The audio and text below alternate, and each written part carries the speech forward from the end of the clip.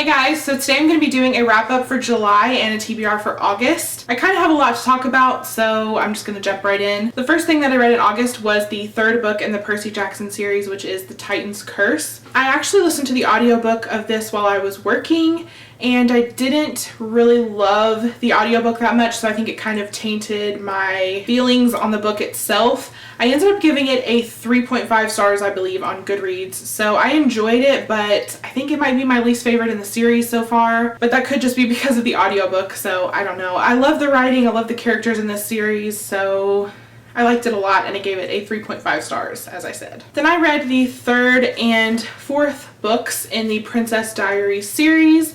I gave them both 5 stars. I think I might have given this one 4.5 just because I didn't like it as much. Mia was very doubtful of her relationship and was constantly worried about it, and it kind of frustrated me a little bit. I mean, I understand that this is a like 15-year-old girl or 16 or however old she is, so you know she's gonna be like that, but it was still kind of annoying. But overall, I love these books. I love this series. Then I picked up Chew Volume 1, which is called Taster's Choice, which is by John Layman and Rob Gilroy.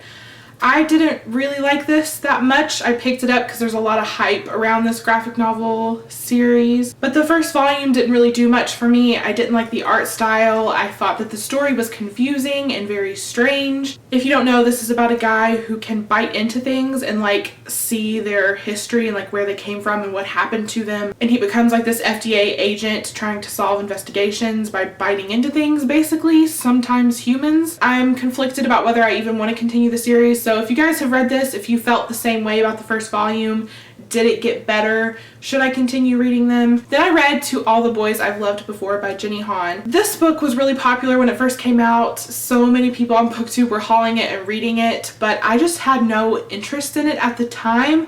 I kind of judged the book before I tried it, and I don't really know what my hang up was about it because I love contemporary stories. For some reason, I wasn't wanting to read it. But at some point last month, it just randomly popped in my head that I wanted to read this book and I wanted to read it now. It was honestly the weirdest thing ever, but I ordered it, and as soon as it came in the mail, I picked it up and started reading it, and I'm so glad that I did. This book is about a girl who writes these love letters to people, but she doesn't send them out. She just kind of keeps them for herself, and she feels like writing these letters helps her to move on. But at some point, these letters get sent out, and so she has to deal with the repercussions of that. I loved the main character, and I love her family, and I love that that's such a big part of this book. I read this book practically in one sitting. I did not put it down until it was finished. I lost track of all time while reading this, and that's like my favorite experience when reading, is when you just literally forget that you're reading a book and you feel like you're living it yourself, and time just passes by without your notice, and that feeling just makes me so happy. So this book gave me that.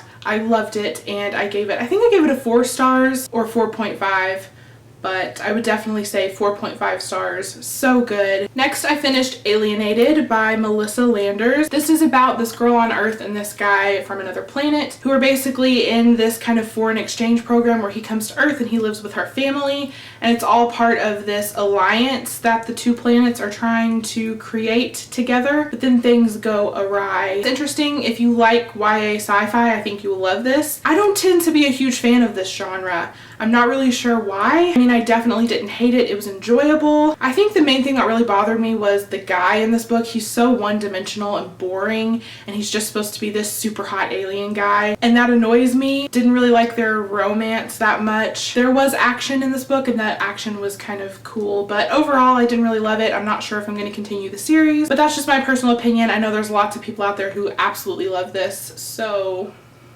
yeah. Then I read Simon versus the Homo Sapiens Agenda by Becky Albertalli. This is about this guy who kind of has this secret online relationship with this guy named Blue, although neither one of them know the other's identity. They just know that they go to the same high school. And then one day somebody finds these emails that Simon has written and kind of blackmail him. It was really entertaining. It was funny. It was a very light and easy read. I didn't really like Simon a whole lot as a character.